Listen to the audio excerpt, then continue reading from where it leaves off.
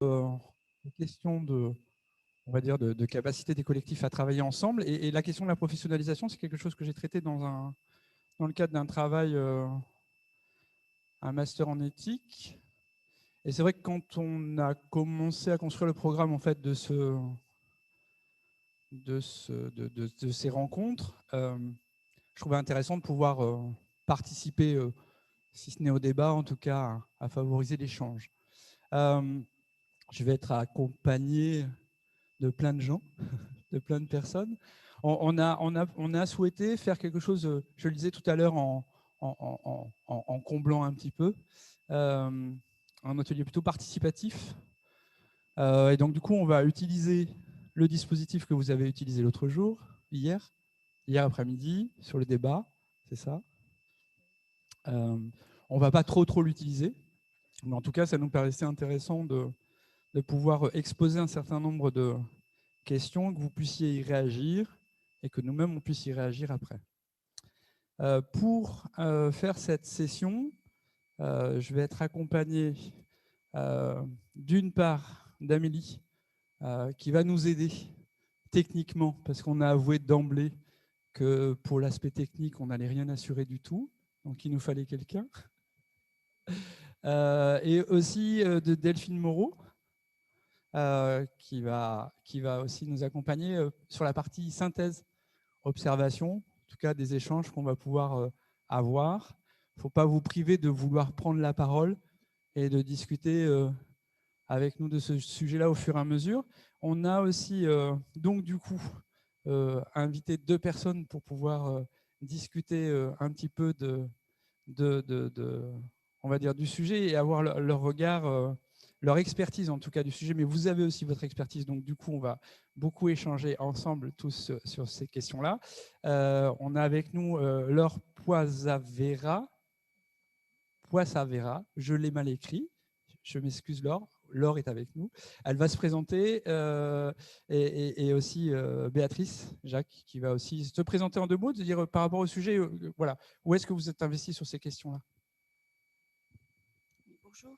Alors moi, je suis enseignante-chercheur en sociologie à l'Université de Bordeaux et je pense qu'on m'a invitée parce que je mène en ce moment un travail, d'ailleurs avec des patients, sur la professionnalisation des patients en oncologie, plus précisément.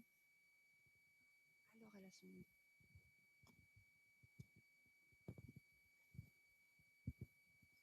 Bonjour, donc Laure Poissevara, je suis patiente enseignante chargée de cours à la fac de médecine de Créteil auprès des médecins généralistes. Je suis aussi chargée de cours à l'Université des patients Sorbonne Université.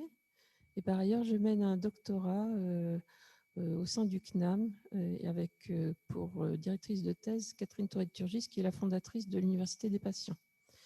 Voilà, et donc je m'intéresse dans mon doctorat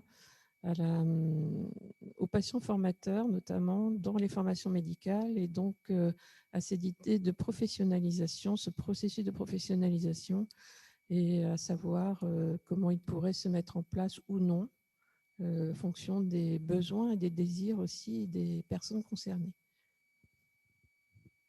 Merci. Alors pour lancer la première session, j'ai besoin d'un appui technique et Amélie, tu es en haut. Est-ce que tu peux venir nous rejoindre? Ouais, excuse-moi.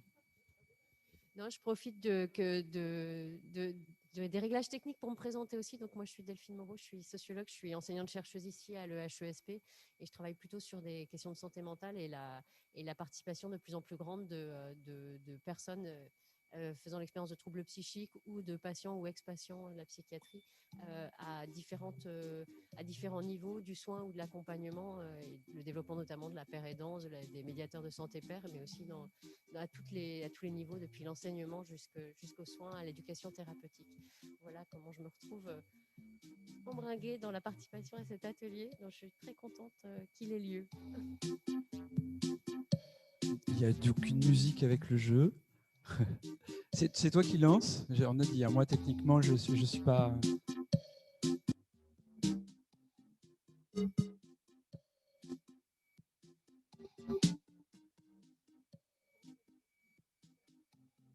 C'est un atelier de danse, mais on s'est trompé. Je lance, parce que sinon on ne va jamais avoir le temps d'épuiser toutes les questions, ce serait dommage.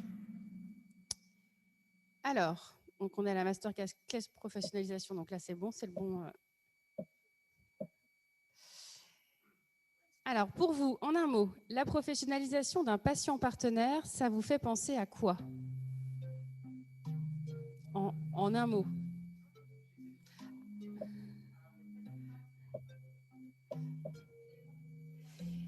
Et il y a plusieurs mots qui sont possibles, ouais.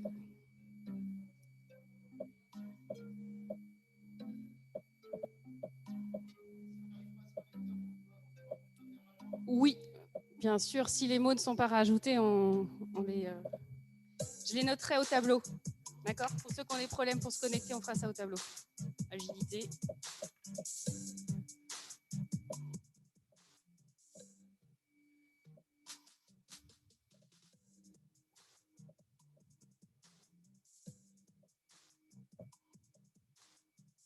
Ouais. Voilà, ça va. Déjà, vu le nombre de mots, ça va déjà être pas mal.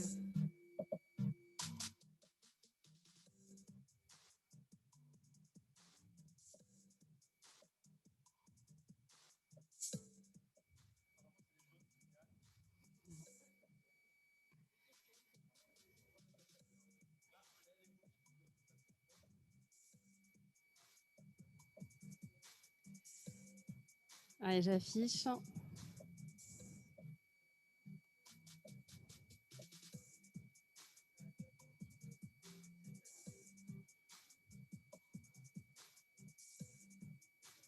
Ça vous inspire? Allez, je clôt. Les tris des idées sont en cours. On n'arrête pas le progrès.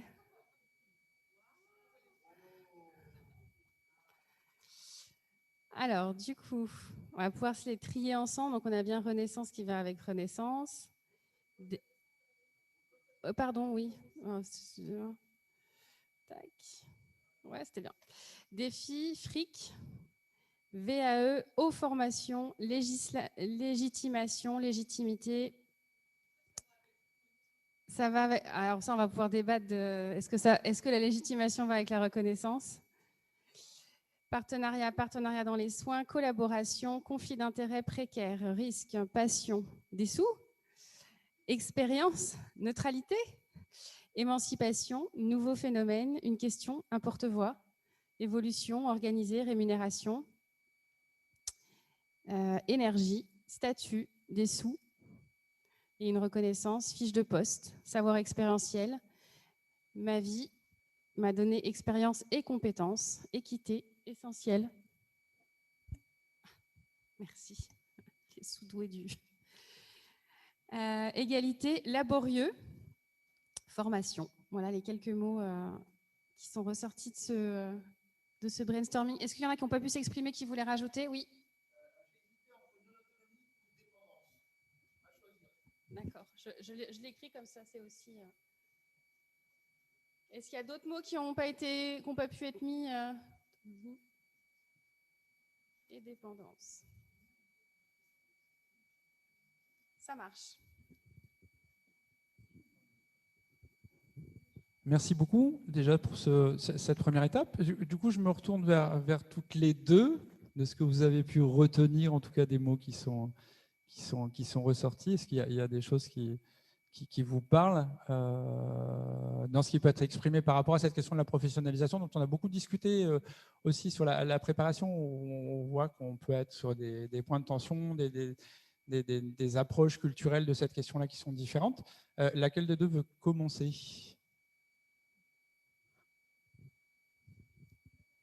Moi, je vais vous donner un point de vue de sociologue, bien évidemment. Alors, il y a plein de termes qui apparaissent et qui me semblent tout à fait intéressants, que vous allez retrouver probablement dans mon propos. Peut-être juste, puisqu'on s'est interrogé sur quelle est la différence entre légitimation et légitimité. Légitimation, c'est un processus, en fait. Ça veut dire que c'est en cours pour acquérir de la légitimité. Et puis peut-être dire que toutes les questions de formation et de rémunération, on a prévu 2 questions distinctes sur ces points-là. Donc on ne va pas y répondre dans un premier temps, mais on y reviendra après. moi, ce que je voulais vous dire, c'est que tout d'abord, quand on regarde, alors, est-ce qu'on a affaire à un nouveau métier? D'ailleurs, je reviendrai sur ce terme. En tout cas, on voit que là, on a affaire à ce qu'on appelle en sociologie des professions un groupe hybride ou en émergence. Et de fait, ça pose plein de questions. Alors d'abord, ça pose la question, alors c'est pas apparu, mais peut-être que c'est pas un terme qui vous est propre, mais ça pose la question de la socialisation professionnelle. Ça, c'est hyper important pour créer un nouveau métier. Ça veut dire qu'en fait, il va falloir arriver à identifier à la fois des connaissances, mais aussi des valeurs et des représentations qui seraient propres à ce groupe professionnel. Voilà. Alors, est-ce qu'on en est là? Peut-être pas. Alors, ça, c'est à construire. Deuxième chose que je voulais dire par rapport à ça, c'est que là, on est dans une situation très spécifique, finalement, quand ces patients se professionnalisent, puisqu'on voit que ce sont des patients qui doivent créer leur métier sur la base d'une expérience passée. Donc, c'est assez singulier quand même pour en faire un métier. Et donc, de fait, l'identité professionnelle est totalement imbriquée dans l'identité personnelle. Et c'est toute la question de savoir faire la part des deux. Voilà. Alors, précisément, il y a quand même d'autres métiers qu'on a pu déjà, sur lesquels on a pu travailler, qui présentent cette particularité.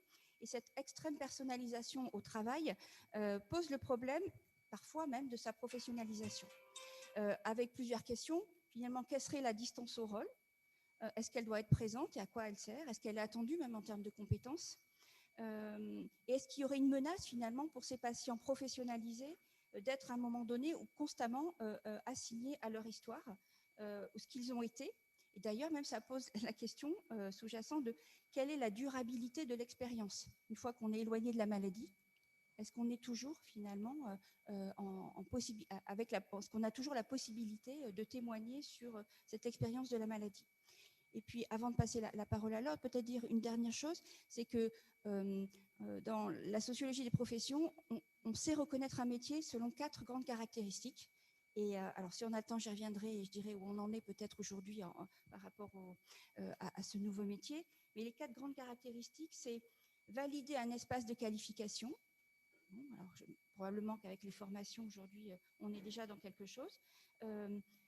Ensuite, donner un statut avec des droits et des devoirs qui renverrait à ce qu'on appelle une licence et un mandat. Je pourrais revenir sur ces termes. Troisième caractéristique, qui est à mon avis hyper importante et peut-être qui n'est pas encore tout à fait présente, c'est protéger et fermer le marché. C'est-à-dire que ce nouveau métier va s'adresser à un public particulier avec des compétences particulières. Il va falloir le protéger d'autres personnes qui n'auraient pas forcément ces compétences, mais qui voudraient aussi rentrer sur ces nouvelles compétences. Et puis enfin, il faut labelliser en fait ce métier avec des titres. Et là encore, on revient à la question de la formation, mais j'en dis pas plus puisqu'on va aborder cette question après. Donc moi, le point de vue, il est plus du côté des sciences de l'éducation, mais aussi c'est très étroit avec la sociologie. Hein, voilà, c'est imbriqué. Et donc, on a choisi en fait à partir aussi de, les mots qui reviennent, dans vos mots qui reviennent, comme le disait tout à l'heure Béatrice, on avait pré-choisi tout ce qui concernait la formation, la rémunération ou non, enfin. Le débat par rapport à... On ne veut pas rentrer dans un débat par rapport au bénévolat et la rémunération, mais simplement expliquer les possibilités et dire qu'il y a des possibilités pour tout le monde de toute façon. Voilà, qu'on ne met pas en opposition les choses, mais on essaie de les comprendre et de comprendre dans quel contexte d'intervention ça peut se passer, avec quel public, et s'il faut ou non une formation en fonction justement du besoin. Et par rapport à cela, donc, si au niveau de la littérature, moi je me suis intéressée à la vision de Witarsky, qui est donc lui évoque 3 niveaux de professionnalisation et parle de la macro, qui considère la construction historique et sociale de l'activité, le côté méso, les dispositifs institutionnels de formation et de travail, ce que nous allons voir en partie, mais sans citer des dispositifs institutionnels, puisqu'on n'est pas là pour ça, mais pour expliquer en quoi la formation peut ou non servir en fonction donc, des situations. Et bien évidemment, le micro, c'est-à-dire le vécu, et c'est la raison pour laquelle on vous a demandé votre participation, pour savoir quels sont… Alors, effectivement, comme le disait Béatrice, la légitimité, la reconnaissance, on sait très bien aussi, alors moi-même je suis concernée puisque je suis patiente, combien on peut être sensible à cela lorsqu'on a été dans une situation de vulnérabilité avec la maladie et qu'on a besoin de reprendre confiance dans ses capacités, dans des compétences, parfois de devoir se former pour reprendre, pour travailler aussi par rapport à son image de soi et l'identité. Donc, j'ai retenu, alors je ne les vois plus les mots, mais voilà. En tout cas, voilà. Je laisse Alors, en tout cas, merci pour cette première réaction. Du coup, on va vous proposer peut-être de compléter aussi ce que vous-même vous avez pu exprimer à travers ces différents mots. Mais j'ai le sentiment, personnellement, en regardant un petit peu, et puis par rapport à ce que vous venez de dire, qu'il y a la question de la légitimité qui est très forte, puisqu'elle est quand même exprimée par les patients et elle est soutenue aussi par différentes organisations en disant qu'effectivement cette parole est légitime, mais j'ai l'impression qu'elle percute quelque chose de très mécanique dans les processus de construction des métiers qui vont être effectivement, je pense qu'on l'a vu dans les mots, les histoires de contractualisation, les histoires d'argent, la manière dont en fait on peut après, au-delà de cette légitimité, investir un rôle ou investir un métier.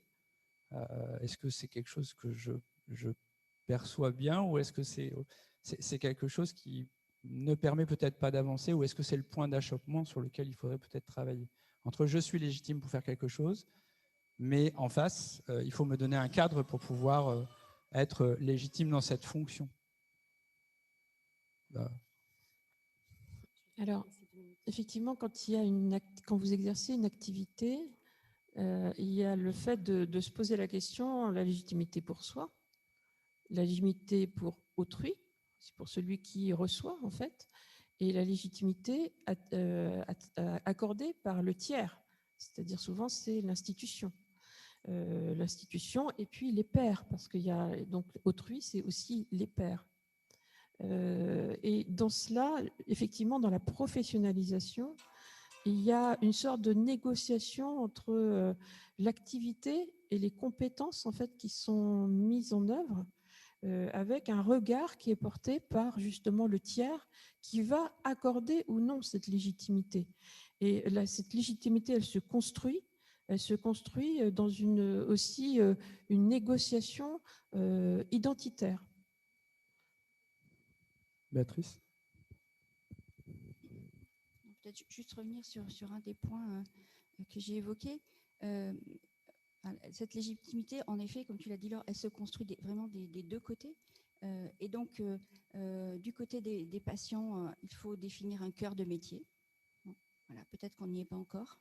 En tout cas, on constate des pratiques très diverses et qu'il va falloir peut-être les homogénéiser pour, de l'autre côté, être tout à fait reconnu comme effectivement un interlocuteur, en tout cas, arrivant avec une vraie qualification de métier. Et de fait, ça, c'est le point de départ de la reconnaissance. Est-ce que vous avez déjà des réactions ou est-ce que vous voulez réagir aux différents échanges ? Non. Alors, en fait, il faut utiliser le micro parce qu'il y a des boucles magnétiques. Voilà. Et puis, je ne sais pas s'il y a des gens connectés en distanciel, mais ils ne peuvent pas nous entendre si on n'utilise pas le micro. Oui, bonjour à tous. Moi, je suis un patient, un ex-patient plus exactement, et la professionnalisation, ça dépend de la façon qu'on le voit. Pour moi, la professionnalisation veut dire métier, salaire. Effectivement, quand on parle de reconnaissance, ça veut dire qu'on a une compétence.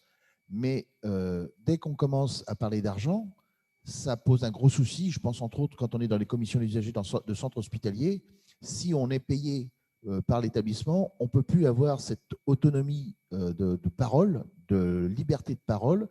Et justement, notre force, quand on est justement non salarié, d'une certaine façon, on peut jouer le béotien et justement se faire expliquer les choses. Peut-être qu'on sait, mais on aimerait bien avoir la version des gens qu'on a en face. Donc, c'est vrai que la légitimité, ça, je peux l'entendre, effectivement, en tant que pour soi-même, mais aussi pour l'institution. Mais il ne faut pas, enfin moi j'ai beaucoup de mal à parler en termes d'argent. C'est pour ça que ça m'a interpellé quand j'ai vu des sous plusieurs fois sur l'écran, parce que ça m'interpelle. Je vais vous donner un autre exemple. Quand nous, je suis en situation de handicap, on touche l'allocation adulte handicapé. Si jamais on touche un peu d'argent, je donne des cours en IFSI. Aujourd'hui, je demande à ce que l'argent qui arrive devienne un remboursement de frais. Pourquoi? Parce que sans ça change mon assiette de calcul et au moment des impôts, j'ai plus d'AH, etc. Donc, il y a aussi ce paramètre-là à prendre. Et il y a autre chose aussi que j'ai découvert il y a encore quelques semaines. Je suis vice-président de CRSA, donc on discute beaucoup sur les CDU, les commissions des usagers, pardon, de centres hospitaliers, et les CES, donc tout ce qui est les conseils de la vie sociale au niveau du médico-social. On s'aperçoit qu'aujourd'hui, les établissements sanitaires sont comment dire, visités par des experts au moment de ce qu'on appelle la certification. Ce sont des pairs.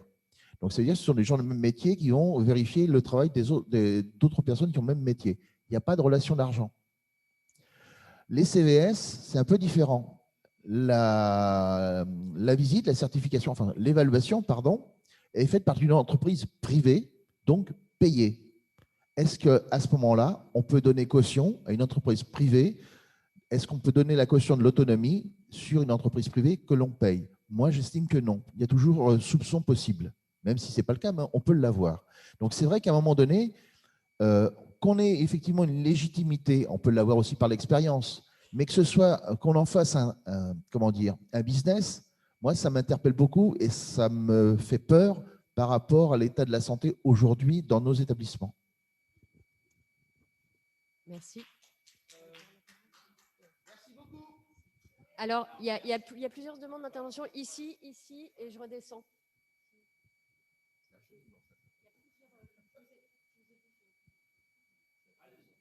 Bonjour à toutes et à tous.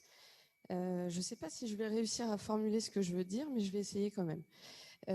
Pascal, moi je ne suis pas tout à fait d'accord avec toi parce qu'on en parlait juste avant, sur le fait de perdre son indépendance, du fait d'être rémunéré par l'établissement dans lequel on travaille, puisque je pense que même en tant que salarié, on a une certaine liberté d'expression.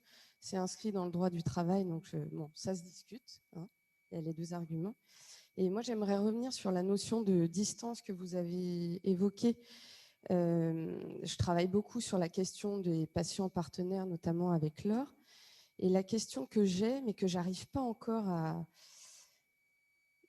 avoir un avis là-dessus, c'est comme l'éducation par les pairs, on sait bien qu'à un moment donné, on n'est plus père du fait de... On n'est plus ancré sur le terrain, ou je ne sais pas si je vais réussir à m'exprimer, mais et du coup, je me dis jusqu'à quand on est patient partenaire, jusqu'à quand l'identité professionnelle ne prend pas le pas sur l'identité personnelle. Je ne sais pas si je suis très claire.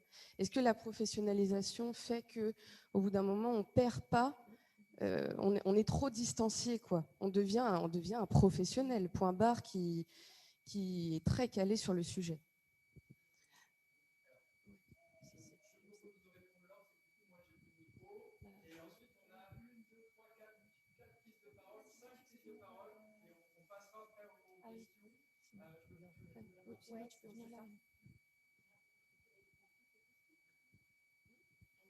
C'est des questions-remarques, mais c'est des points de tension en fait sur lesquels vous l'avez bien exprimé en fait. De toute façon, tous les deux, c'est que on a bien ces points de tension qui sont là en fait. Où est-ce qu'on perd une identité et où est-ce qu'on en gagne une? La question, c'est peut-être de savoir aussi où est-ce qu'on se situe et peut-être que c'est des cheminements et un travail qui doit être aussi à la fois personnel et organisationnel collectivement. Il y avait une prise de parole ici. Bonjour à tous, Katia Laurent. Je pense effectivement que c'est important de mettre une définition. Vous parliez de, comment dire, mettre un terme. Quand monsieur parle, vous parlez de représentant des usagers. Moi, à aucun moment, je ne me sens représentant de qui que ce soit. Je suis là pour accompagner quelqu'un. Oui, mais du coup, c'est vraiment un terme différent. Oui, mais là, on n'est pas en train de parler de représentant des usagers. Patient partenaire, pour moi, en tout cas, ce n'est pas représentant des usagers. Ah bah, c'est pour ça que la définition est très importante. Moi, j'accompagne des patients. Par contre, chaque fois qu'on me met une définition représentant des usagers, je dis « Ah non, moi, je ne représente personne ». Donc, pour moi, c'est important d'être salarié parce que j'ai besoin d'être reconnu. Je suis trop jeune, je ne suis pas encore proche de la retraite. Et pour moi, c'est important que ce soit une reconversion professionnelle. J'ai suffisamment, enfin, je pourrais occuper toutes mes journées à faire ça. Et il faut aussi penser qu'il y a certaines personnes qui sortent d'une pathologie. Donc, moi, c'était un cancer. Je n'ai pas été demandé d'invalidité, je ne sais pas tout quoi, la RQTH. Enfin, je n'ai pas fait de dossier. Pourtant, je ne peux plus vraiment exercer mon ancien métier. Mais bon, voilà, pour X raisons, je n'ai pas fait les démarches. Donc, il y a des gens qui ont besoin de manger, qui veulent se reconvertir dans ce domaine. Et à partir du moment où on se sent en capacité de le faire et que ce soit proche de la maladie ou loin, enfin, je ne sais pas. Donc, je pense qu'il y a vraiment des paliers à mettre, des définitions. Parce que vraiment, le coût du représentant des usagers, c'est pour moi absolument pas un patient partenaire. On n'a pas la même casquette. Donc, on peut être payé en tant que patient partenaire. Et puis, bah, d'accord, représentant des usagers, c'est une autre fonction. Mais il faut, à mon sens, pas tout mélanger. Merci. Je vous propose de prendre, oui, dans la foulée, les questions pour éviter les montées et les descentes d'escalier, même si, Michel, tu vas être déçu, mais tu passeras à la fin. Oui, ici, le monsieur à côté de Catherine. Et après, on fera une réaction de nos deux experts par rapport au débat qu'on a là. Catherine. Bonjour, je suis Catherine Cerizet. Je ne me considère pas comme une patiente partenaire. Ça fait 22 ans que je traîne mes bases dans la santé. Moi, je pense qu'il y a un gros problème de définition du patient partenaire. Moi, je rencontre plein de patients partenaires. Certains travaillent donc dans les hôpitaux, d'autres sont pères aidants. Les troisièmes sont patients enseignants dans des facs. Ce n'est pas du tout la même chose. Donc, il y a une tension entre les patients partenaires et les représentants des usagers. OK, soit, entre bénévolat et salariat. Mais quand vous êtes formateur et, comme moi, patiente enseignante dans les facs de médecine, c'est du boulot, la pédagogie. C'est du boulot. On corrige des copies, on prépare, etc., etc. Pourquoi ne pas être payé? Et puis, la dernière chose que je voulais dire, c'est, mon copain Mohamed va en parler sur les formations. Je trouve que le patient partenaire, il est patient expert, parce qu'on disait patient expert de mon temps, en tout. Excusez-moi, mais moi, je ne suis pas experte en tout. Je ne peux pas être père aidante, par exemple, ce n'est pas mon truc. Je ne peux pas travailler dans un hôpital parce que voilà, je ne sais pas comment faire au niveau organisationnel, etc. Et donc, les formations, c'est des formations qui forment en tout. Et les patients partenaires ne savent pas trop ce qu'ils veulent faire. Je pense qu'il faut définir ce qu'on veut être, définir ce qu'on veut faire, et par ce qu'on veut faire, avec ou pas de formation. Moi, je ne suis pas très pour la formation telle qu'elle existe, mais une fois qu'on a défini ce qu'on veut faire, bah, est-ce que ça mérite salaire ou pas? Voilà. Mais arrêtons de dire les patients partenaires. Vous ne voulez pas tous faire la même chose. Et donc, les fonctions sont différentes. Et en fonction des fonctions, les salaires ou pas doivent être différents, etc. etc. Merci, Catherine, pour ta réaction. Donc, merci, Catherine. Je vais essayer de ne pas répéter ce que tu dis avec d'autres mots. La notion que vous touchez là dans la professionnalisation, c'est mettre une compétence et une fonction. Quand on est représentant d'usagers, on est dans le bénévolat, mais ça ne veut pas dire non plus, et ça je suis désolé, c'est que le bénévole peut avoir des frais. Aujourd'hui, un représentant d'usager, ce n'est pas les 4 jours qu'on lui demande, ça peut être 5, 10 jours, 15 jours par mois. Donc, il y a une notion de forfaitisation qu'on peut demander qui n'a rien à voir avec un salaire. On reconnaît qu'il a dépensé de l'argent pour venir, on rembourse un peu ses frais. Ça, c'est encore une autre question. La question de la professionnalisation telle que vous la donnez me gêne parce qu'elle est automatiquement indexée sur un niveau de formation. Alors, ça veut dire que, quelque part, j'ai fait des études, donc je suis en compétence, donc je peux apporter quelque chose aux gens. Alors, à partir de ce moment-là, ça veut dire que les 3 quarts de la population qui n'ont pas fait d'études, on les met de côté. Il n'y a pas de passerelle qui existe pour les faire upgrader. Et ça veut dire que la reconnaissance qu'on leur demande, ça veut dire que quelque part, on nie l'expérience qu'ils ont acquise sur le terrain. Et cette expérience de vie, elle n'a pas de... Je suis désolé, je discutais avec Catherine il y a quelques instants, c'est comme un artiste. Il y a des artistes qui savent faire des dessins, on va acheter parce qu'on adore ce qu'ils font, et d'autres, ils sont passés dans des grandes écoles, et c'est encore un autre circuit. Mais là, en faisant la formation comme étant le point, je dirais, d'entrée, de la professionnalisation, c'est de dire qu'il faut accepter dans ce cas-là, de dire qu'on rejette tout le reste.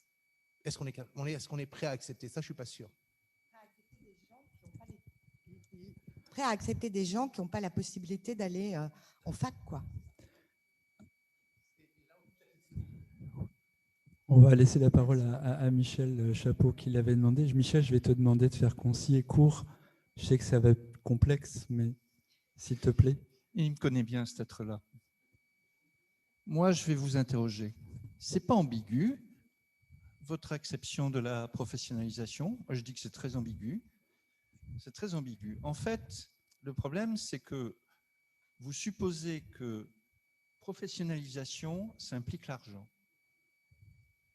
J'entends ça, je l'entends, hein, je l'entends. Mais j'observe que la plupart des gens qui seront rémunérés, parce qu'il va y avoir des gens rémunérés, et il y a ici dans cette salle des gens qui sont rémunérés, sont une infime partie des... Alors moi, je n'appelle pas ça des patients partenaires, j'appelle ça des usagers partenaires, parce qu'il y a des proches partenaires ici.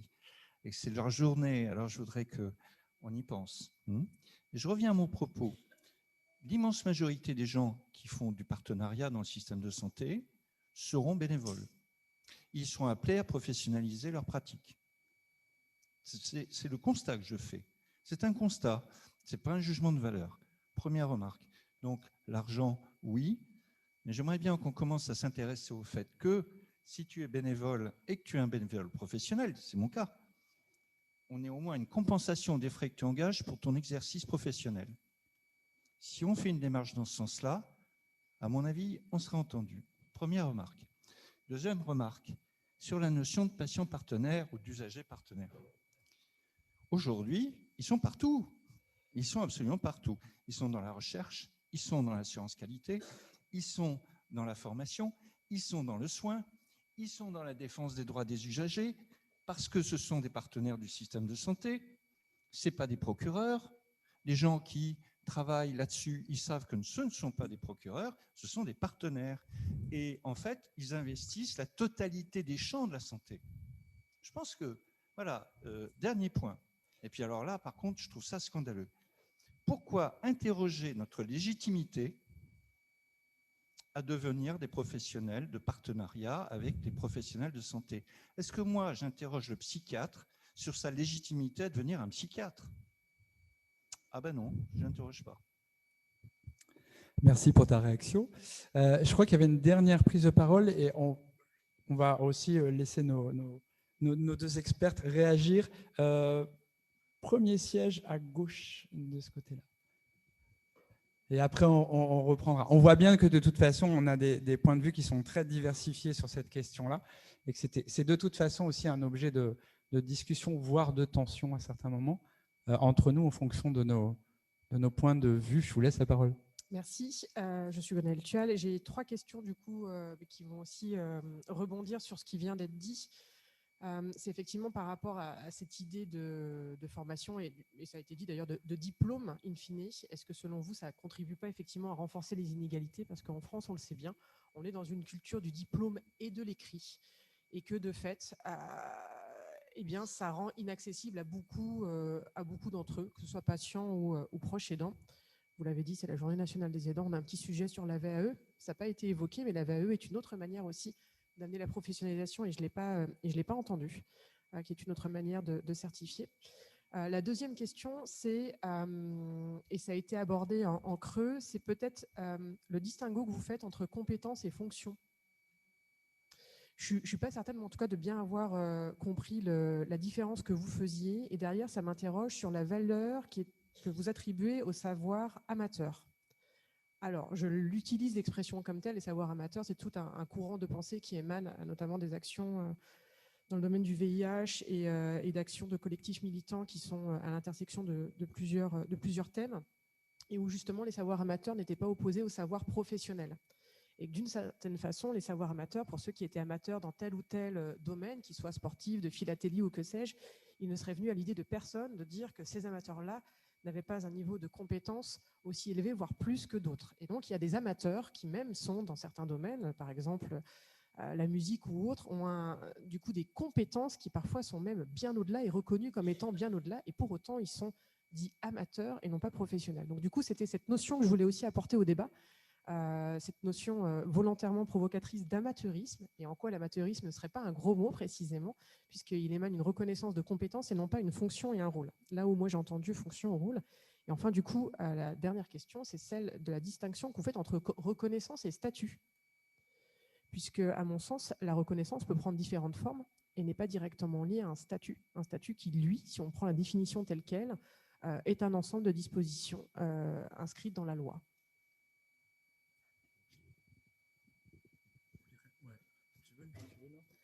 Je vais répondre sur déjà cette dernière question. Tout à l'heure, quand j'ai présenté moi la professionnalisation, c'est pas pour faire l'apologie, c'est simplement pour expliquer comment se passe le processus de professionnalisation de manière générale, c'est-à-dire quelle que soit la profession concernée. Donc, c'est-à-dire qu'il n'y a pas, c'est pour ça qu'on prend vos avis, c'est-à-dire qu'il n'y a pas à dire ce qu'il faut faire, c'est qu'on doit construire ensemble. C'est-à-dire qu'effectivement, une compétence est une compétence. On peut effectivement dire pourquoi ne pas considérer qu'une compétence, enfin un savoir-faire amateur devienne une compétence reconnue. Ce n'est pas non plus interdit le fait de reconnaître des compétences chez une personne qui a ou un savoir-être, un savoir-faire.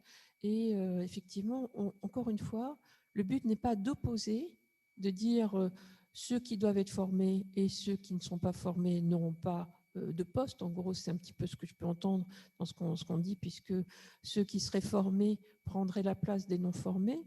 Or, je crois qu'il ne faut pas mettre en opposition non plus les malades, parce que, en fait, ou les proches aidants.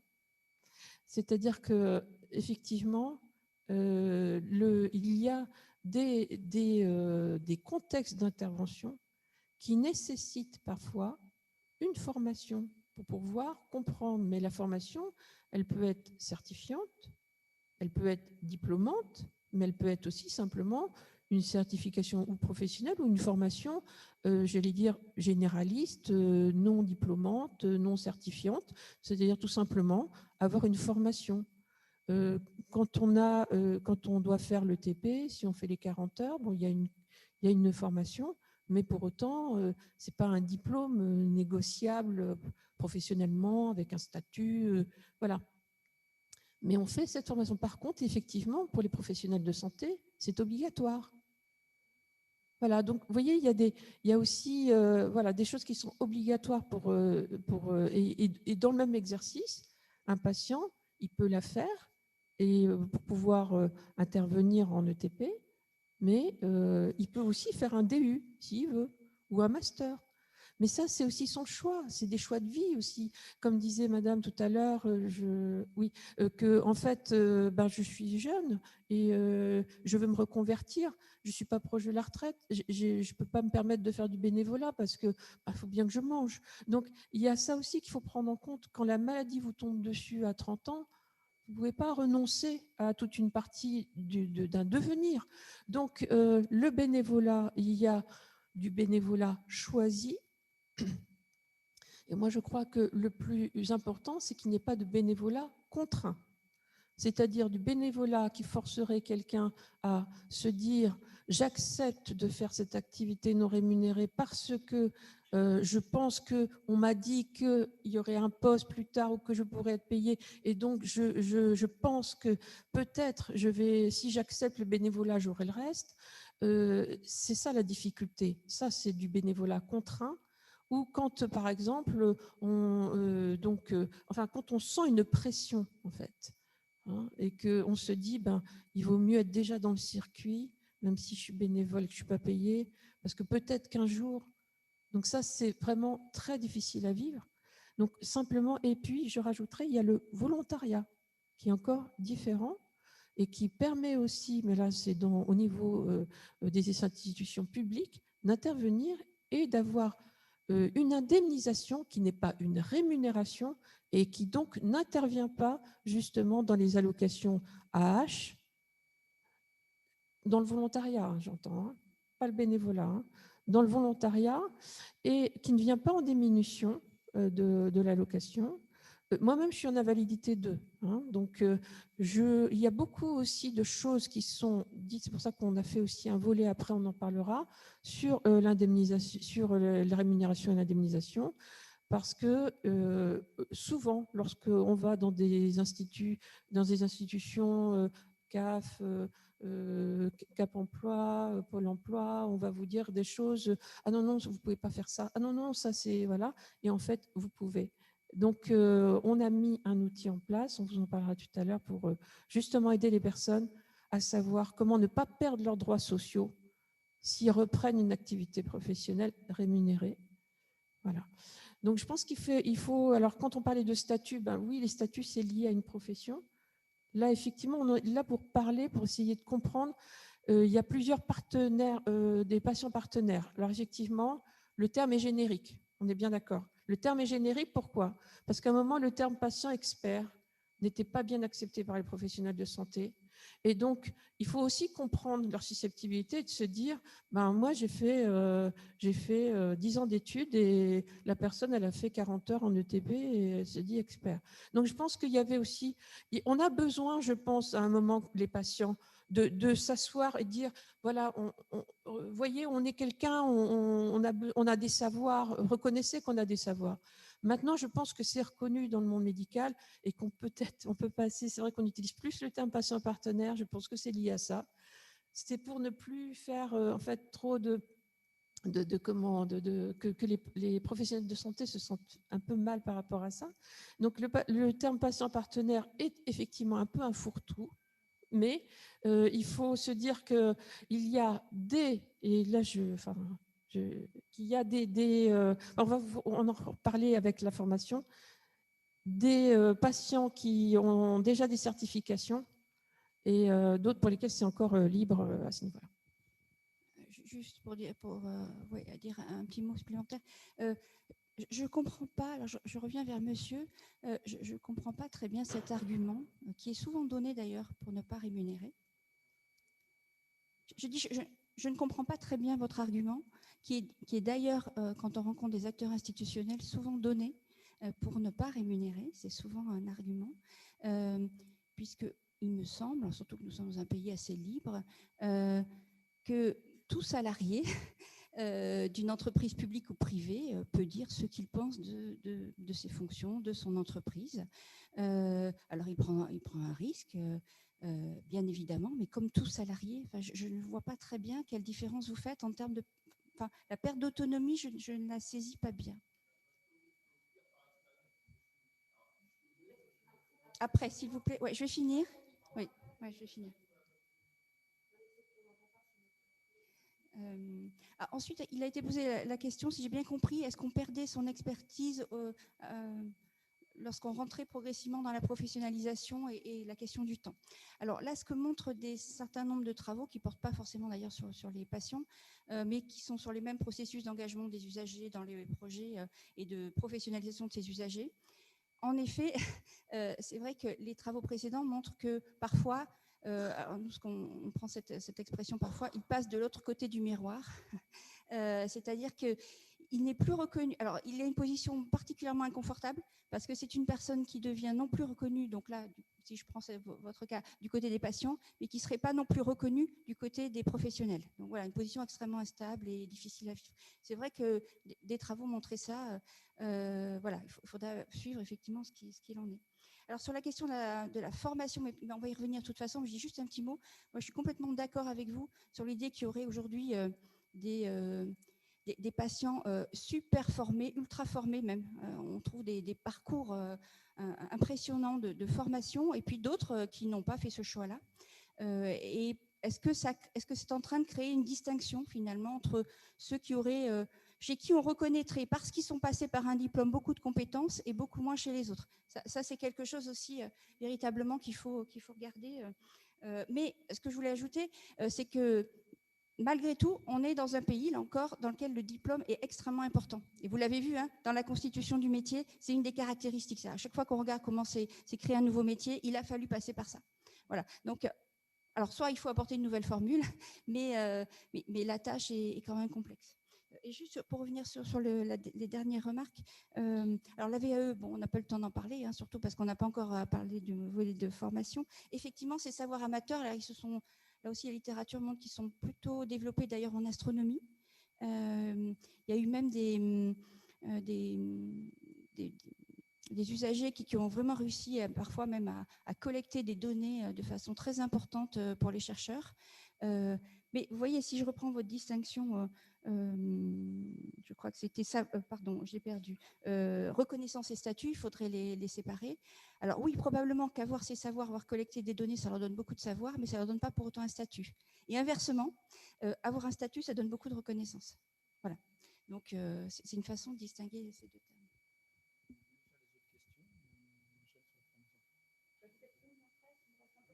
On a deux questions en fait qu'on voulait vous proposer. Une question qui était liée à la formation, une question qui était liée aux aspects financiers dont on vient de parler, de savoir de quelle manière on aborde cette question-là. Est-ce que vous voulez faire l'une ou l'autre des questions ou est-ce que vous voulez continuer à débattre tel qu'on est en train de le faire là ?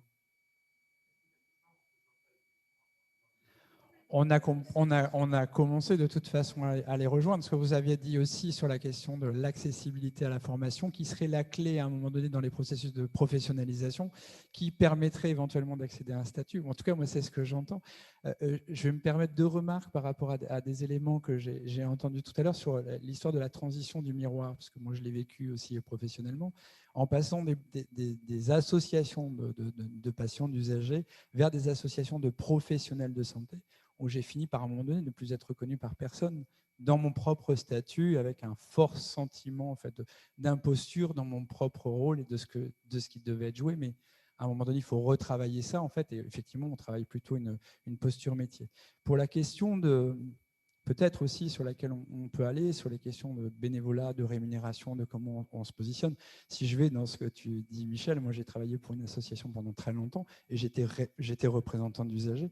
Et donc, j'étais rémunéré pour faire cette représentation de l'usager. On voit bien aussi qu'il y a quand même un certain nombre de décalages. Ça faisait partie de mes missions. Donc, de toute façon, il fallait bien le faire. Mais on voit bien voilà, que c'est fou. Et je me demande comment on peut continuer à avancer sur ces questions-là. Ou est-ce que ce processus de professionnalisation va, comme le dit aussi Catherine tout à l'heure, c'est que peut-être qu'à un moment donné, il va y avoir aussi une position beaucoup plus précise, spécifique sur ce métier, plus que sur un rôle, puisque souvent, moi, quand j'entends patient partenaire, j'entends d'abord patient, ensuite partenaire, et je ne vois pas le métier. C'est aussi une autre remarque. Il y avait une prise de parole, peut-être, avant qu'on passe à une des questions.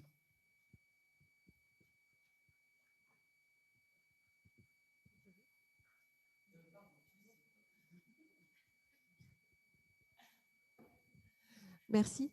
Moi, je m'appelle Fabienne Ragagère, je suis patiente partenaire professionnalisée. Donc, merci d'avoir mis sur la table la question de l'identité, sur laquelle on est revenu plusieurs fois, identité personnelle, identité professionnelle. Je pense qu'effectivement, c'est une question de cheminement, une question de positionnement. Après, il y a plein de métiers où les gens utilisent leur corps et leur vécu, les sportifs, les chanteurs, les philosophes, leurs pensées. Enfin, voilà, je pense que dans chaque métier, on utilise des choses personnelles. Par rapport à la professionnalisation, j'apprécie les différents aspects que vous avez mis en valeur, les compétences, la formation, que je vois comme un des éléments qui appuie le développement des compétences, mais qui pour moi ne doit pas être élitiste. L'activité, et là on a vu qu'il y a beaucoup d'activités, hein, beaucoup l'ont rappelé. On peut aussi parler des patients partenaires en structure d'appui. Je suis étonnée, Fred, quand tu as parlé de la représentation des usagers comme une activité rémunérée. Voilà. Bon, on en reparlera. La question de la reconnaissance, de la légitimité et de la rémunération qui est vraiment un point d'achoppement. Et moi, dans toute ces échanges, je vois deux points de vigilance. Attention à la précarité pour les patients partenaires qui interviennent et qui ne sont ni jeunes retraités, ni dans une famille aisée, ni avec des invalidités qui leur permettent de vivre tout simplement. Hein. J'ai entendu parler de business, je connais aucun patient partenaire qui nage dans une piscine de son argent.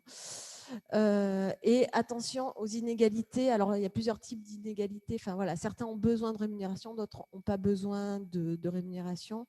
Et puis, il y a différents statuts. Donc, il y a les représentants des usagers qui sont bien assis, bien institués. C'est très légiféré, peut-être trop, je ne sais pas. Et les patients partenaires, donc, qui sont divers et variés.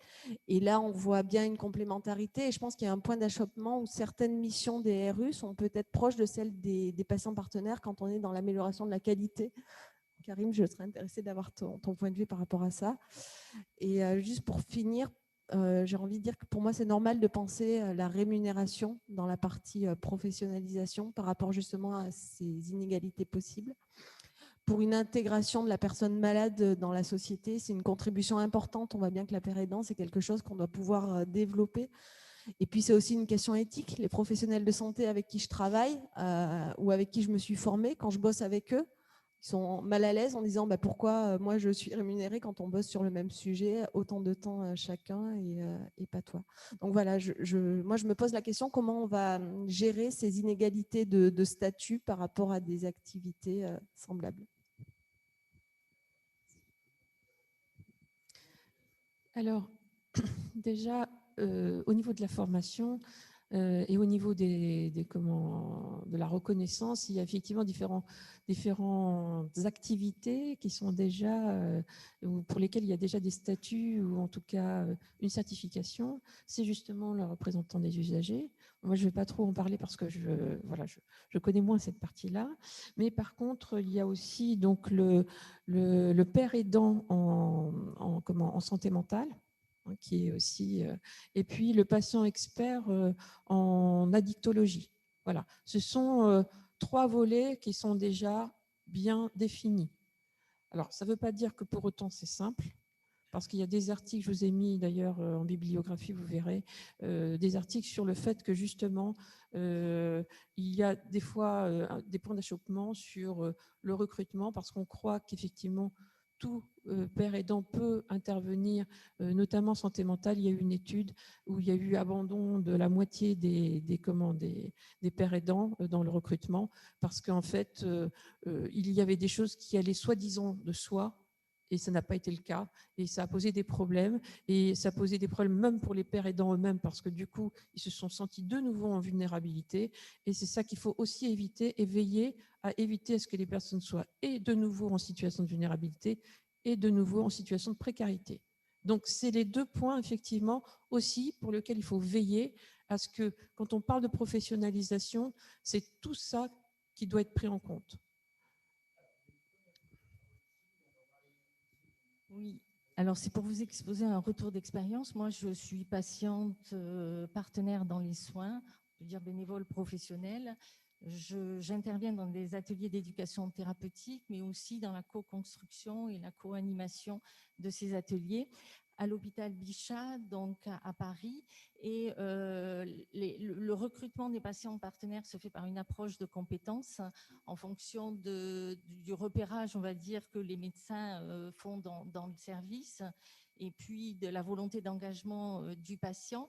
Et avec le comité engagement patient, on travaille à une formation en interne pour les patients partenaires, éventuellement les soignants aussi au partenariat, qui est créée gratuite, et de même que la formation des 40 heures.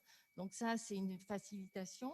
Après, aussi, il y a des bourses qui ont été gagnées par l'UTEP et qui proposent de financer les patients s'ils veulent faire un DU ou autre. Voilà, donc tout n'est pas... Enfin, voilà, c'était pour vous dire comment ça se passe chez nous. Tout à fait. Il y a des interventions, en fait. Il y a des interventions, en fait, quand vous disiez tout à l'heure l'accès à l'université, il y a des universités de patients qui acceptent les patients avec quel que soit leur niveau d'études, pour accéder à un DU, justement parce qu'on met pour permettre aux personnes d'avoir justement la possibilité de se former en tant que patient. Donc je pense que le tableau n'est pas si noir que ça, mais effectivement, il y a peut-être une méconnaissance sur toutes les possibilités. pour se former. Et il y a aussi, dans les recrutements, il y en a qui recrutent effectivement les recrutements se font par des médecins, des fois c'est les patients qui recrutent par eux-mêmes. Enfin, donc il y a différentes possibilités, même à l'université. Il y a des cooptations, il y a des phénomènes de recrutement mixte avec patients et soignants. Donc, je pense qu'il y a effectivement une multitude de champs d'intervention et puis de modèles qui est lié souvent justement à la situation. Et est-ce qu'il faut uniformiser? C'est aussi la question, hein, c'est ça. Est-ce qu'il faut homogénéiser ou est-ce qu'il faut garder justement toute cette palette de couleurs qui est incroyable et simplement faire en sorte plutôt de sécuriser les parcours pour les personnes concernées, c'est-à-dire qui interviennent, c'est-à-dire justement en gardant à l'esprit qu'elles ne soient pas mises en vulnérabilité. Merci. Je vais un peu réagir depuis tout à l'heure, mais je voudrais dire quelque chose qui est quand même très bête. Un représentant d'usager, il y a une formation quand même. Il a 2 jours de formation qui sont obligatoires. Ces 2 jours de formation sont accessibles à tous et elles sont gratuites. C'est ce que vous disiez tout à l'heure, la notion de gratuité, d'accessibilité. Ça veut dire qu'en tant que citoyen, je peux accéder à des fonctions parce qu'il me faut un petit vernis. Maintenant, quand vous dites l'accessibilité dans certains DU, etc., bon, j'entends. Mais c'est aussi comment on accompagne les gens sur le long terme. C'est-à-dire que si vous donnez une formation à des gens en leur disant, voilà, vous pouvez venir quel que soit votre niveau, et qu'au bout d'un certain temps, certains abandonnent parce qu'ils n'ont pas le niveau, parce qu'ils ne sont pas accompagnés, parce que ça prend plus de temps, ça voudrait dire que les gens qui viennent passer une formation, on part du principe, un prérequis, tout le monde est au même niveau, ce qui n'est pas vrai. Aujourd'hui, on n'est pas tous au même niveau. Et c'est pour ça qu'aujourd'hui, faire une formation ou revendiquer une formation quelque part me gêne, parce que c'est créer encore une graduation au niveau de il y a les bons, ceux qui sont formés, et peut-être ceux qui ne sont pas formés sont moins bons. Implicitement, c'est ça que ça veut dire. C'est implicitement. Je suis désolé. L'autre chose qui est importante excusez-moi, je finis l'idée, c'est que quand on parle de formation, c'est la pierre angulaire de trouver sa légitimité. Est-ce que la formation me donne une légitimité? En clair, est-ce que le diplôme me donne une intelligence? Je pourrais dire d'une façon très cruciale. Non. Je suis désolé, non. Aujourd'hui, dans notre expérience de vie, dans l'expérience de la maladie qu'on a, il faudrait s'interroger sur les compétences qu'on crée et qu'est-ce qu'on peut apporter à l'autre. Et c'est souvent ce côté-là qui est intéressant. Et le dernier point, je pense que Catherine, tu voulais en parler dessus, c'était la notion de partenaire. Quand j'entends, moi, la notion de patient partenaire, ça ne veut rien dire. Est-ce que je suis patient partenaire de mes chaussures, de soins, d'établissement, d'une structure qui travaille sur une maladie, etc. Donc, il y a aussi derrière à aller un peu plus loin dans la précision parce que c'est un fourre-tout et ce fourre-tout n'avance pas. 2 mots vraiment, Catherine, pour qu'on puisse laisser la place à d'autres demandes. Oui. Je voudrais juste reprendre ce qu'a dit Gwenaëlle pour le savoir amateur. Moi, à mon époque, on disait savoir profane et je déteste. Un savoir amateur, c'est moins bien qu'un savoir professionnel. Un savoir profane, c'est moins bien. La musique profane est moins bien que la musique classique. Arrêtons de parler de savoir amateur. On a des savoirs expérientiels, des savoirs de la maladie. Et franchement, je n'ai pas traversé la maladie avec amateurisme. Merci. Alors, une prise de parole de nouveau en haut. Et ensuite, j'aimerais aussi quand même entendre Béatrice. Mais effectivement, on voit bien aussi qu'il y a des oppositions entre les savoirs d'expertise et les savoirs expérientiels, qu'il y a aussi une graduation des savoirs et on est en plein dedans avec ces questions-là. Savoir lequel des 2 savoirs prévaut l'un sur l'autre. Oui. J'aimerais rebondir sur ce que monsieur a dit. Je ne comprends pas bien, quand on arrive dans une formation, c'est présumer que tout le monde a les mêmes possibilités. Donc, comment vous avez dit, compétences ou… Alors, ce que je vous propose… C'est faux, je ne suis pas d'accord. Il y a des études qui existent où on peut être tous très, très différents et c'est de la pédagogie de la formation qui va faire que chacun va s'adapter et va retenir ce qu'il peut retenir. Complètement. Je l'ai fait.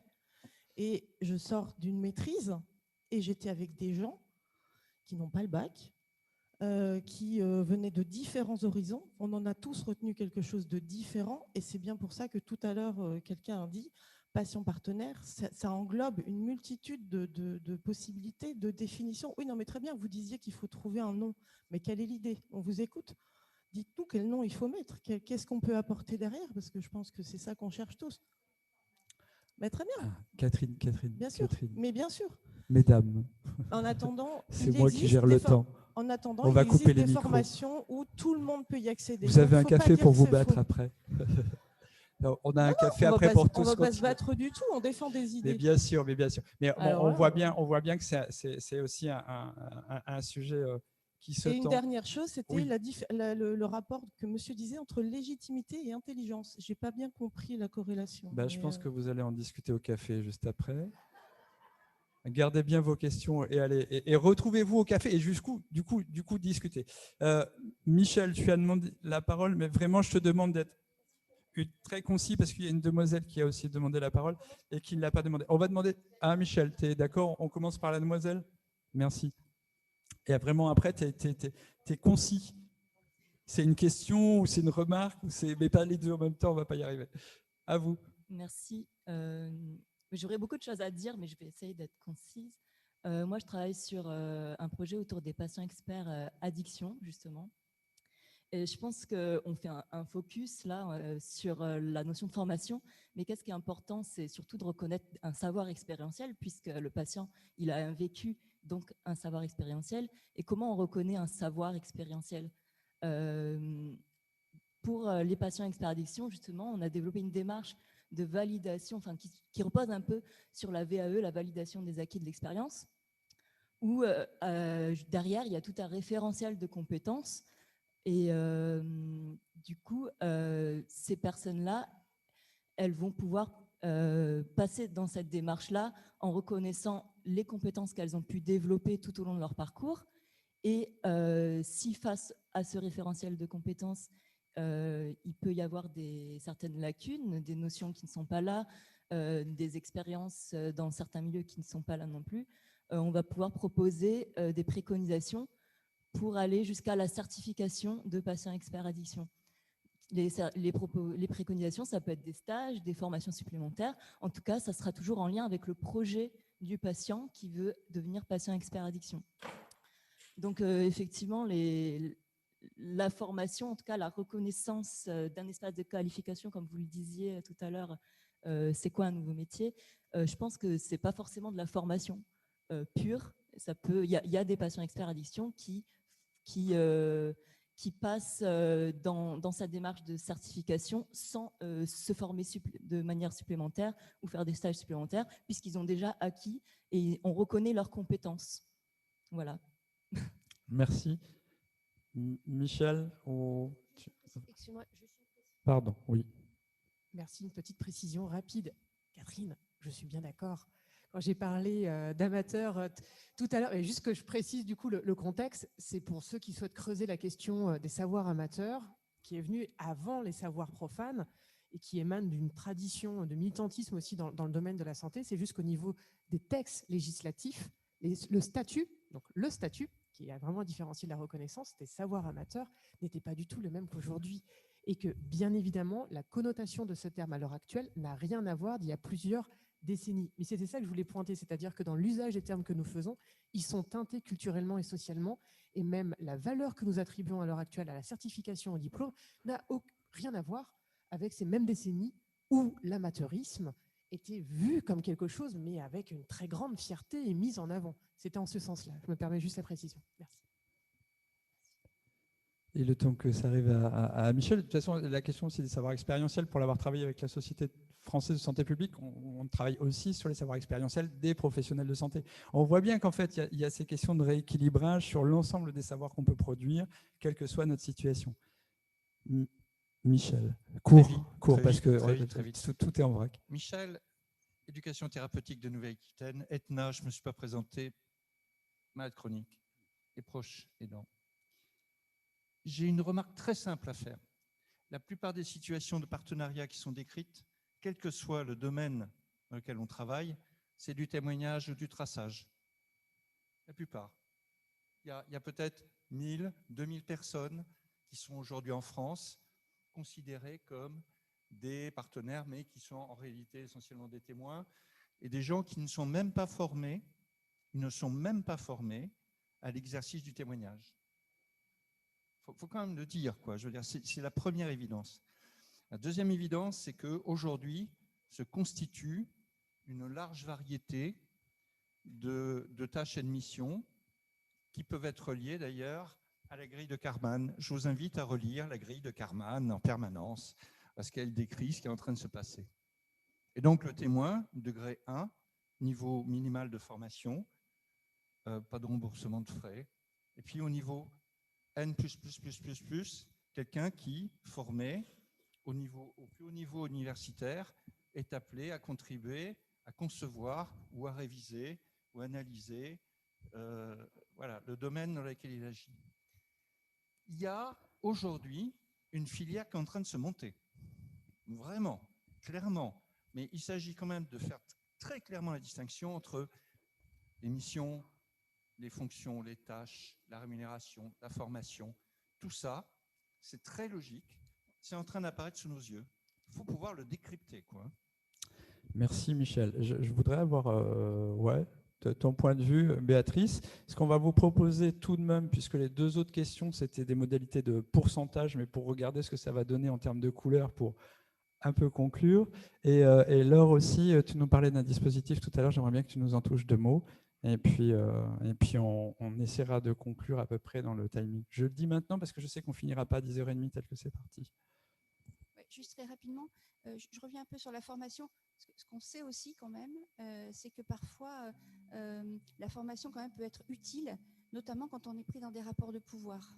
Voilà, ça aussi c'est quand même un élément qu'il faut rappeler, que parfois être armé par des savoirs, des connaissances, voilà, ça peut aussi être utile, précisément me semble-t-il dans le cas des patients partenaires. Alors je ne sais plus comment il faut les appeler du coup. Alors justement, ça me renvoie à la deuxième remarque, c'est que voilà, c'est qu'il faut vraiment faire ce travail là, je dirais presque un peu rapidement, de clarification du terme, comme je le rappelle, du cœur de métier. Ça va être important, si en tout cas si on veut partir vers l'idée d'un nouveau métier, et que il faut faire très attention quand même à ce que d'autres ne le fassent pas pour vous. Voilà. Donc ça, c'est quand même le risque, justement, quand on n'est pas d'accord, qu'on ne sait pas, qu'on avance un peu dans le flou. Ça s'est vu pour d'autres métiers, hein, qui maintenant sont précisément pris dans ces rapports de pouvoir, donc ils ne peuvent plus se sortir. Et puis peut-être la dernière remarque aussi, c'est que peut-être, je ne sais pas, hein, c'est vraiment une interrogation, c'est peut-être pas un métier qu'il faut en faire, mais une activité. Voilà, il y a peut-être ça aussi à réfléchir. Si c'est aussi difficile de se mettre d'accord, mais probablement que ce travail de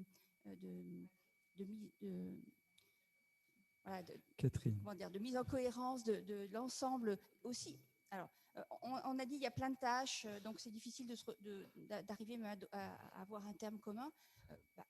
Aussi, hein, si on regarde bien certains métiers, ils ont aussi différentes activités, quels que soient les domaines dans lesquels ils travaillent. Donc voilà, donc on peut créer aussi un métier avec des branches différentes. Mais ça, c'est vraiment le travail à faire et probablement assez rapidement. Voilà, je répète, pour pas que d'autres le fassent. Laure, tu voulais réagir ? Oui, par rapport aussi au partenariat, parce qu'en fait, on dit patient partenaire, mais en fait, on en oublie ce terme de partenariat. Le partenariat, c'est quoi? C'est la recherche aussi d'une symétrie. C'est la recherche d'une symétrie avec justement la personne avec laquelle on interagit, qu'il y ait une sorte d'égalité dans l'activité, qu'il y ait une égalité de fonction dans l'activité, une égalité et une reconnaissance mutuelle et réciproque. Donc, cette notion de partenariat, enfin, vous l'avez aussi dans l'engagement des patients. Vous trouvez ça dans la littérature sur l'engagement des patients, le niveau d'engagement des patients. Donc, pour répondre à ça aussi, toujours par rapport à la formation, effectivement, dans les cursus de formation, surtout adressés encore plus, mais c'est le cas dans toute formation normalement, hein, il y a de la différenciation pédagogique, donc on prend les gens au niveau avec lequel ils arrivent et on fait en sorte que tous sortent avec quelque chose, peut-être à des niveaux différents, mais avec un contenu qui est même similaire, mais avec des niveaux d'intégration qui sont peut-être différents. Selon les usages. Et il y a aussi le fait que quand on s'adresse justement à un public avec des difficultés, eh bien, il y a cette notion d'accompagnement. et c'est prévu dans la pédagogie. Donc voilà, on ne laisse pas les gens sans solution. On vous propose quand même les deux questions qui devaient faire l'objet des débats, mais on l'a aussi, on l'a vu dans le nuage de mots, c'est apparu tout à l'heure sur la question 1 de la formation, 2 des axes qui étaient liés à la question de la rémunération. Je te propose de lancer la première question. On va regarder les pourcentages, je suis désolé, on ne va pas les commenter, mais on verra un petit peu la tendance de ce que ça va dans le sens de ce qu'on a pu échanger depuis ce matin. Excuse-moi. Je laisse tout le monde se reconnecter. Allez, c'est la question. Okay, réponse multiple. Vous pouvez faire plusieurs choix. La formation des patients partenaires est, selon vous, en rouge, une obligation, en losange bleu, une nécessité, en jaune, le rond doit pouvoir rester facultative. Ouais.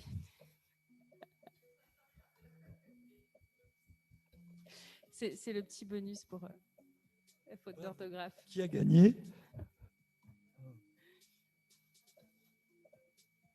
Une obligation, une nécessité, ou doit pouvoir rester facultative.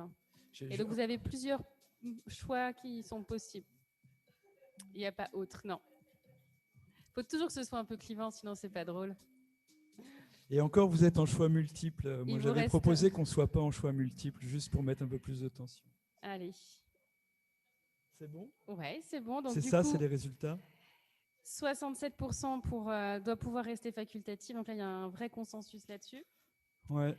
Et une nécessité pour 38%. Et la notion d'obligation est très faiblement représentée à 7%. Question suivante, on enchaîne. Toute activité d'un patient partenaire se doit d'être rémunérée en rouge avec un triangle, indemnisée en bleu avec un losange, et en jaune avec un rond, réalisé de manière bénévole. On ne l'a pas évoqué, ça Ouais, défrayé. Rémunéré, défrayé et réalisé de manière bénévole.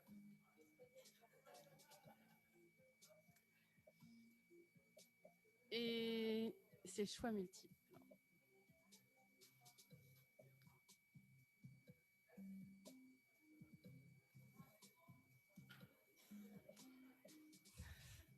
Ça dépend. Et non, il faut choisir.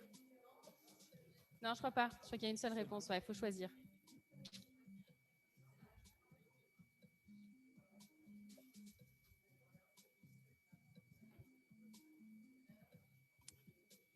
Alors, 28 en 72%, pardon. 72% en indemnisé, 51 en rémunéré. Donc, il y a un vrai clivage là-dessus. Et rémunéré de manière bénévole, 18% des réponses. Est-ce que vous voulez réagir à ces réponses? Ah, non. Je vais être le maître du temps. Je vais être peut-être très dur. Je voudrais juste que Laure nous parle un peu du dispositif dont elle a parlé tout à l'heure, qui permet justement dans certaines situations de pouvoir se situer. Et je vais vous proposer de conclure et d'aller débattre de ça au café ou de débattre de ça à un autre moment. Ou pour le 4e colloque ou pour d'autres manifestations que vous mettez en place sur ces questions-là, peut-être de continuer à creuser le sujet ou en tout cas à favoriser l'échange. Je vous propose juste d'écouter Laure sur la question. Alors, donc, je vais vous parler d'un dispositif qu'on a mis en place avec l'IRES Bretagne, notamment avec Anne-Sophie Rio qui est ici dans la salle. Et voilà, le dispositif qu'on a mis en place, c'est pour permettre aux patients partenaires qui veulent exercer une activité professionnelle, notamment donc, en ETP, au niveau du pôle ETP, qui veulent être rémunérés, comment faire pour ne pas perdre ses droits sociaux. Moi, j'ai été moi-même confrontée au problème en étant en invalidité 2 et où j'ai perdu des droits parce qu'on m'avait mal conseillé. Et je suis allée voir que ce soit la CAF, enfin, je ne vais pas dire lesquels, mais enfin la CAF, Cap Emploi, MDPH ou autres. En fait, souvent, quand vous appelez, même dans une même journée, j'ai appelé 3 fois pour avoir le renseignement, pour être sûr d'avoir une bonne réponse, et j'ai eu 3 réponses différentes. Donc, notamment avec un des organismes, j'ai perdu quand même 700 € par mois. Donc, suite à ça, j'ai cherché à comprendre comment les uns interagissaient sur les autres. Parce qu'à chaque fois, ils vous disent, vous avez droit à ça, vous avez droit à ça, mais vous ne savez pas que quand vous acceptez tel droit, vous perdez tel autre. Et donc, il n'y a pas entre les différents organismes comme une modération, enfin un institut de modération qui permettrait de dire, attention, si vous acceptez ça, vous allez perdre ça. Donc, moi, j'ai fait ce travail, j'ai croisé toutes les données, Cap Emploi, Pôle Emploi, CAF, Sécu, etc. Et j'ai vu toutes les situations, que ce soit du RSA à la pension d'invalidité, avec justement toutes ces possibilités. Est-ce que je vais perdre mes droits? Avec ça, donc suite à ça, ce travail-là, l'ARS Bretagne, enfin, donc j'ai eu un contact avec l'ARS Bretagne, et puis je dois dire, comme je suis bretonne voilà, je viens de l'Île-de-France, mais voilà, je suis originaire de Bretagne, donc ça m'a encore plus parlé. Donc on a fait ce travail-là avec l'IRS Bretagne et puis France Asso Santé, enfin c'est tout un collectif pour mettre en place cet outil qui a été mis sous forme numérique, enfin avec un graphisme pour permettre justement une accessibilité à tous. Et on a souhaité que justement ce soit accessible à tous, gratuitement, que l'outil puisse être à disposition, et donc les patients concernés peuvent aller, ou les proches aidants, enfin ceux qui souhaitent avoir le renseignement, puissent aller trouver justement, je suis en invalidité 2, mais je voudrais, on m'a dit, vous c'est fini, l'intérim c'est fini, le CDI c'est fini. Ben non, en fait non. Vous pouvez faire 6 heures en CDI en étant en invalidité 2. Et je connais des personnes qui sont venues me voir en me disant, ah, moi on m'a dit non, non, il n'y a pas le droit, tu vas perdre ta pension d'invalidité. Donc pour justement éviter tout ça, y avoir des frayeurs et ne plus vouloir s'engager parce qu'on ne sait pas ce qui peut arriver. Donc tout ça, tout ce qui est de cet ordre-là, assez générique, on l'a mis sous forme simple, avec je suis dans telle situation, plus ça égale quoi? Est-ce que je perds ou pas mes droits? Enfin voilà. Et puis, par ailleurs, l'IRS Bretagne a fait le choix aussi d'avoir des référents justement en termes d'accompagnement. On parlait tout à l'heure de l'accompagnement. Parce que moi, je trouve que justement, les organismes auxquels on s'adresse habituellement, ils vous donnent une information, mais ils ne vous accompagnent pas après. Là, en fait, c'est d'avoir des référents locaux qui connaissent donc aussi la réalité du département et de pouvoir dire, eh bien, sur 3 rendez-vous aux patients, voilà la situation, voilà ce à quoi tu as le droit, et on suit un petit peu parce que on change aussi souvent de situation. C'est-à-dire qu'on peut, moi j'interviens comme patiente enseignante, je suis passée du salariat, pardon, j'arrive plus à trouver le terme, non, pas auto-entrepreneur, et après vacataire, mais non, juste avant, c'est quand on est salarié, je perds. Comment ? Vacataire ? Non, quand on passe par une entreprise. Partage salarial, merci. Voilà, excusez-moi, je perdais le mot. Voilà, donc voilà, mon statut, il a évolué. Donc, des fois, ça peut aller vite et donc il faut pouvoir suivre la personne et au moins qu'elle sache où trouver les ressources. Donc, ça, c'est un choix qui a été fait en Bretagne. Le dispositif sera bientôt accessible à la mi-novembre. Il y aura un lien sur lequel, en allant sur le site de l'IRS Bretagne, vous aurez ce lien accessible au service justement des patients qui veulent s'engager de nouveau, avoir une activité professionnelle sans se retrouver dans une situation de vulnérabilité et de précarité. Merci Laure, il faut absolument qu'on conclue. Je voulais vous remercier toutes les deux de votre participation et d'un exercice qui n'est pas forcément du coup simple pour nous. Merci à vous aussi pour votre participation. Et juste avant que vous partiez, parce que c'est pas dit que c'était forcément fini, je voulais quand même aussi demander à Delphine, voilà, qui était là en tant qu'observatrice, peut-être les 2-3 clés, les 2-3 choses qu'elle a pu repérer, auxquelles elle peut nous inviter à éventuellement penser. Alors là, la tâche est difficile parce que je rentre en concurrence avec l'appel du café. Donc, donc il y a du café qui sera prêt. Non, mais je voulais juste rappeler quelque chose. Enfin, merci déjà pour ces échanges hyper riches parce que je pense que ça nous a bien mis l'accent sur le fait que le partenariat patient, en fait, c'était pas quelque chose d'homogène. On parle en fait d'une diversité de postes, d'activités.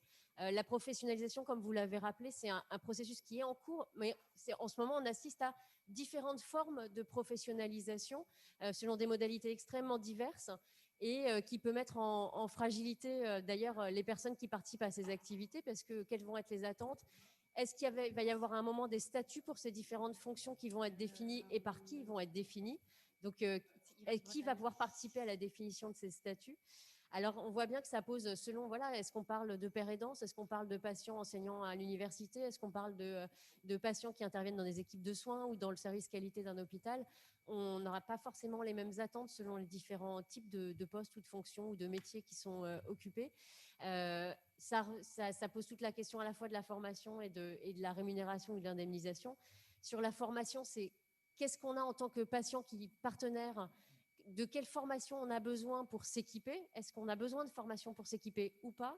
Et si on fait des formations, qui a accès à ces formations? Et est-ce qu'on ne risque pas d'exclure certains patients partenaires de cette activité? Moi, je pense aux médiateurs santé-père en santé mentale.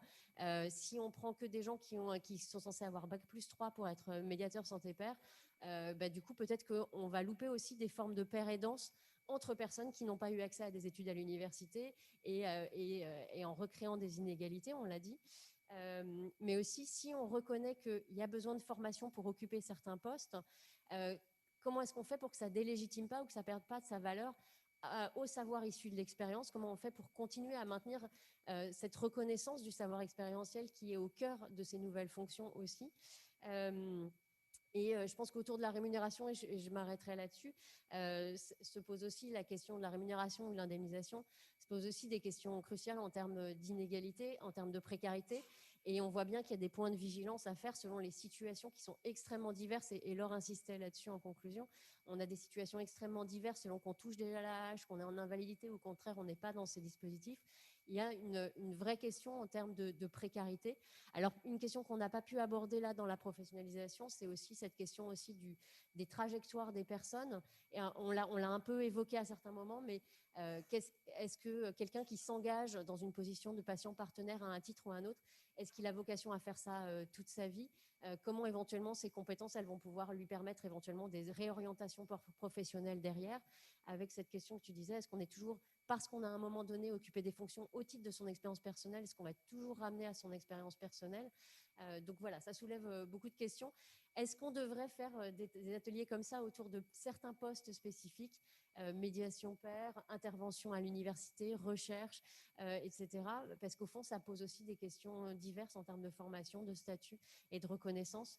Mais je trouve qu'il y a un point de vigilance qui est là, il y a une très grande diversité. Il va sûrement y avoir des travaux. Enfin, il y a déjà des processus d'homogénéisation sur certaines fonctions et qui participent à la définition de cette homogénéisation. Je vous remercie beaucoup. Merci beaucoup. Je vous ai affiché les ressources que le groupe a mis à disposition pour vous. Vous allez les retrouver sur le site internet du colloque. Vous cliquez sur la masterclass 6, il y a un petit livre. Vous cliquez sur le livre, vous avez le PDF. Et donc, vous avez toutes ces ressources qui sont en ligne. Belle journée à vous.